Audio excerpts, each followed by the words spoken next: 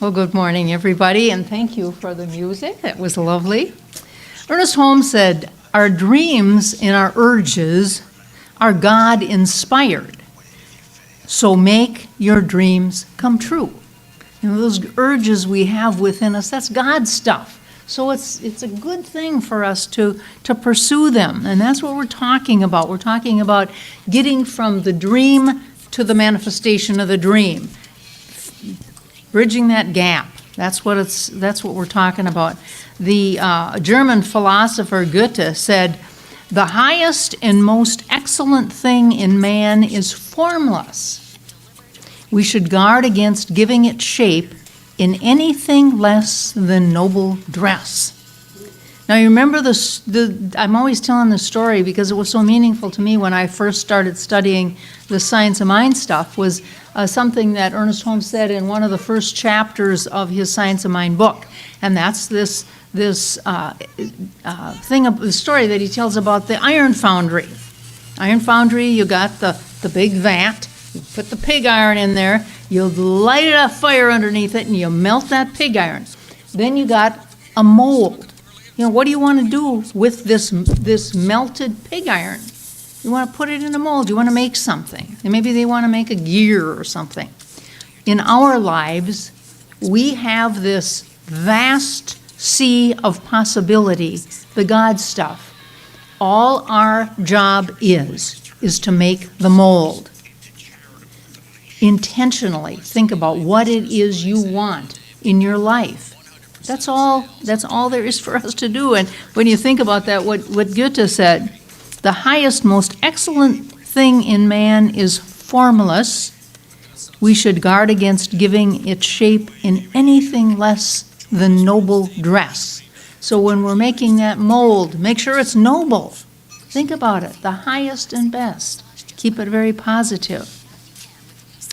I'm here so God can express through me. You're here so God can express through you. We're here, God can express through us. And remember the story in the Bible about Jesus and his family went to Jerusalem to the Passover. And when the Passover was over, they're all heading back to Nazareth, except that Jesus wasn't with them. They're like, "Where's Jesus?" And so they have to trudge back to Jerusalem. They search for him, and they find him in the temple listening to the teachers. They said, "Jesus, we're worried sick about you. Why didn't you come with us?" And he reminded them, "Because I must be about my Father's business." And we must be about the business that we have for us. And that business for us is to allow the very power that created everything and everyone in the universe, everything, let that power experience life in, through, and as us. Be a vehicle for that. Let God be God through us. Holmes said we must be about making our dream come true in human experience. Allow the call of the divine to speak to you and listen. We can hear that divine, we can hear those urges, and we go, la, la, la, la, la, la, la, I don't want to hear it, I don't want to hear that. That doesn't sound like something I'd want to do, that's scary. Or we can say, "Oh, yes, that sounds great. Just kind of put that on the shelf and look at it. That's nice." Do nothing, sit on the couch and eat bonbons. Or we can actually do what it takes to bridge that gap from the dream to the manifestation. And this month, that's what we're talking about. How do we get from that dream to the manifestation of it?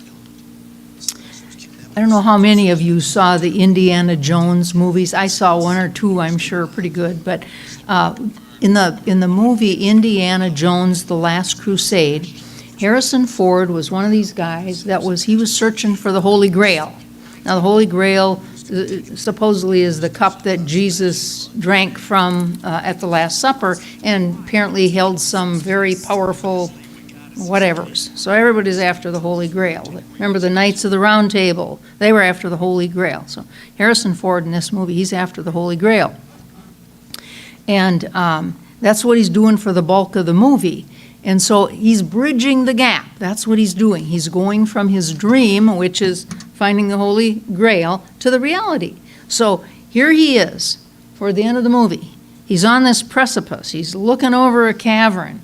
He can't figure out how he gets across that cavern because that's where the Holy Grail is, and behind him are the bad guys. So he's in a predicament. And he remembers that he kind of had the inkling over his life. He heard this, he had this intuition that there was a point in his life where he'd have to take a leap of faith and step out when he didn't really know how he was going to be supported. Okay? So this is what he does. He gets this, he takes the chance, he takes the risk, he steps out, and lo and behold, he's supported by this bridge that he couldn't see. Step by step, he gets to the other side and gets to the Holy Grail. Now, a lot of times, the bridge for us, too, is already there. We just don't see it. And so we have to kind of think about this. Remember Indiana Jones, and he took the step and boom, there was the support. This is the book that Leif was mentioning. It's called Successfully Mid-Air by Sandra Ann Daly. And in this book, she talks about something that we're going to talk about today. She talks about something she calls an open moment. Now, I would just say, like Holmes says, be open at the top. Keep an open mind. Open moment. Now Sandra Ann Daly had a bad childhood. Nothing good there. No support. Really, really bad stuff. Then, of course, she marries this guy. He abused her in every way. Just a terrible marriage.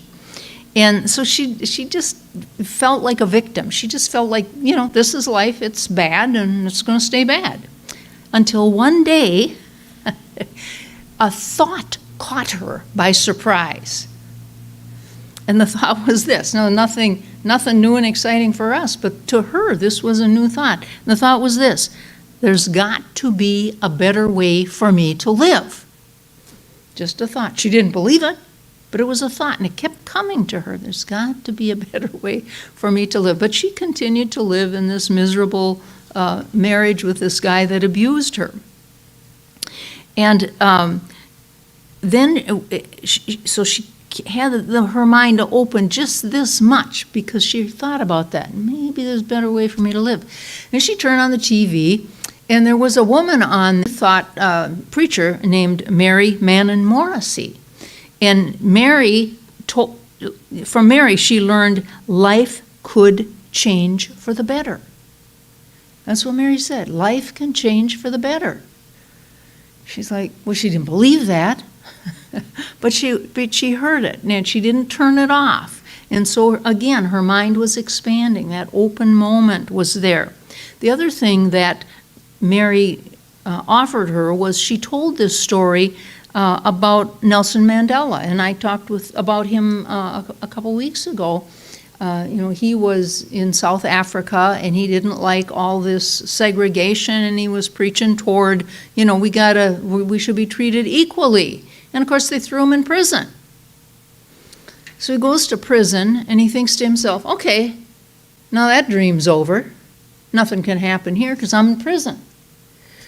So for 10 years, he's in prison thinking, nothing can happen because I'm in prison. Then one day, a new thought appeared.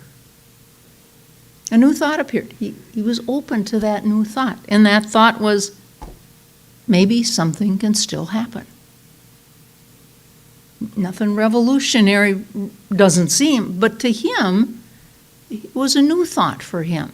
Maybe something can still happen. And so he started changing his attitude and helping the people around him in prison and really paying attention to what was going on the outside. And of course, the fact of the matter was he indeed spent 27 years in prison.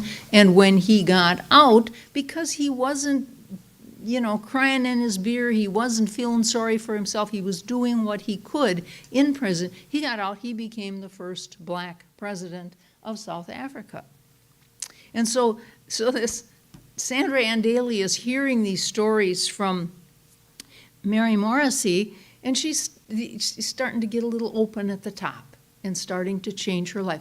10 years from the time she started having these positive thoughts to the time she was actually applying them to her life. Same thing with Mandela. He was in prison for 10 years before he decided to open his mind and try to do something positive while he was there. There's possibilities, but we have to be willing to see them before we'll ever actually see them. Got to be willing. You know, sometimes when you're down and out and feeling like there's no way things are going to turn out well, everything just seems to be so negative, you can just, and I've done this, you can just turn to your higher power and say, I don't feel very positive at this moment, but I'm willing. I'm willing to be shown the possibilities. I'm willing to watch for the doors to open and for people to come into my life and show me a different way. I'm willing for that to happen. So if you're feeling stuck or helpless or powerful and thinking that, you know, this dream that you have can't possibly happen, just be willing to believe that the impossible can actually happen. The story of Alice in Wonderland. Alice said, "There's no use trying. One can't believe in impossible things." But the Queen said to her, "I dare say you haven't had much practice. Why, when I was your age, I always did it for a half hour a day. Why, sometimes I believed as many as 6 impossible things before breakfast." Open up to the impossibilities that are facing you. Just open up to the possibility something could be good.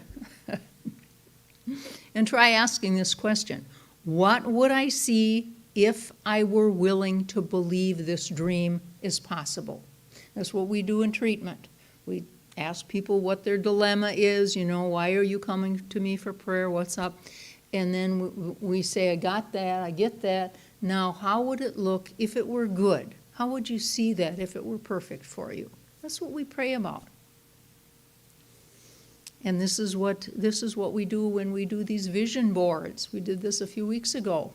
Made these vision boards. Well, what is that vision board? That vision board is simply pictures of the way we would like to see our life. They're very powerful.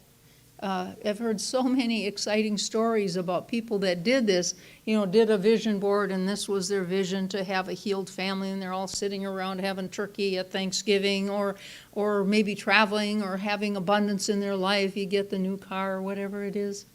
Do the vision board, and then all these little statements, these words like abundance and love and joy, and just have that in front of you. That's what your goal is. And so the first tool to go from that dream, that vision board, to the reality of it is this idea of having that open moment, keeping an open mind, being open to the possibilities. And just say that to Spirit. Doesn't have to be a beautiful, magnificent prayer. You don't have to drop down on your knees. You can just say, I'm willing for something good to happen. I don't know how it's going to happen, but I'm willing. I really want something good. I want these good things in my life, and I don't know where they're coming from. I know it's possible, and I'm just saying I'm willing for that to happen. And then the second thing, you know, that's like Sandra Day, where she said, oh, maybe I can have a different sort of a life. Just, she was willing. And Nelson Mandela said, maybe something could still happen. I mean, they seem so simple, and yet something triggered in their mind when they did that. They opened their mind to the possibility. So that's the first tool that we would use, that being having an open mind, being willing. And then the second one is intuition. Now, we've got all kinds of mental faculties like imagination, perception, memory, reason, but intuition, I believe, is that nudge. That's the God stuff in us. When we have this nudge, this urge to do something, I think that's that higher power who experiences its life in, through, and as each of us. And it wants to do something. It wants to have an experience in, through, and as us. And so this idea of listening is a big deal. Listening to and following our intuition is a huge tool to get from the dream to the manifestation. So before Indiana Jones took that step, as I said, he felt he was guided, and he was kind of aware that he'd be in a situation where he had to take a step and trust.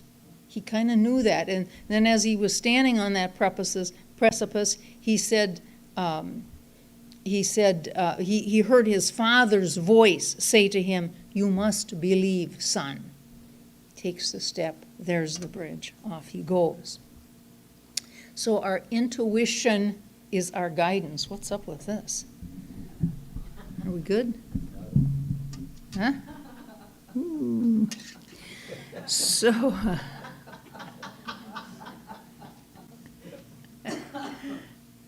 there you go. There we go.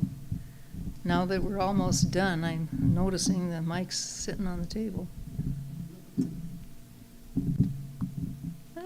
Thank you. So, trusting our intuition and taking that step is a big thing. And yet, are you thinking right now, yeah, I got all kinds of voices inside me, and they're not all intuition. You know, some of those voices are, "You idiot. You know, how could you do that? Why are you so stupid?" You know, many times we're our own worst enemy, and we hear these voices being so critical of ourselves. You know, "Why are you so lazy? Why can't you stay on a diet? Why, bad girl, bad boy." And that's not intuition. You can tell what intuition is because it's the voice that loves us. You can tell it because you're feeling love, you're feeling support, you're feeling warmth. You're not feeling dread. We've talked about this before. When, what's my purpose in life? Well, I know my purpose in life is not to be an IT person. I just know that. Why? Because that doesn't appeal to me. I'm no good. I mean, I am not, that's not my forte.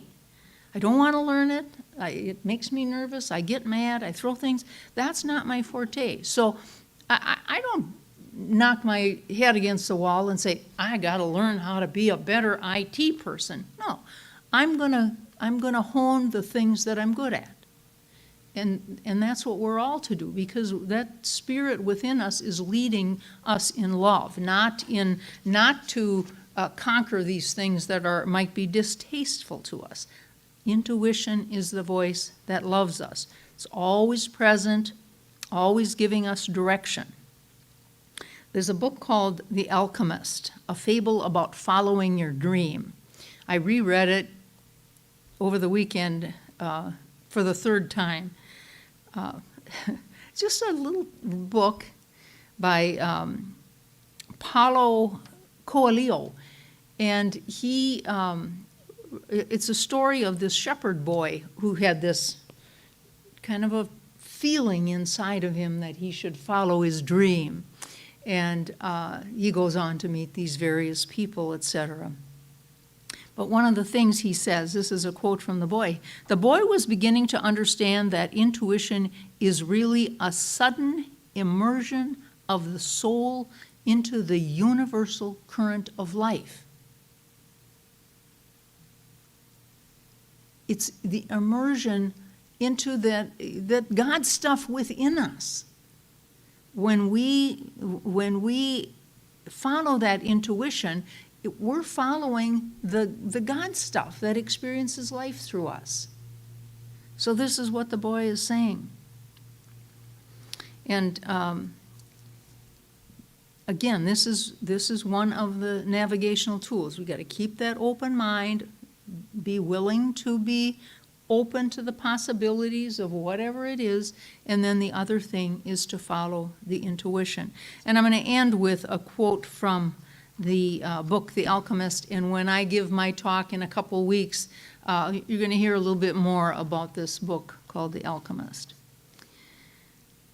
My heart is afraid I'll have to suffer, the boy told the alchemist one night as they looked up to the moonless sky.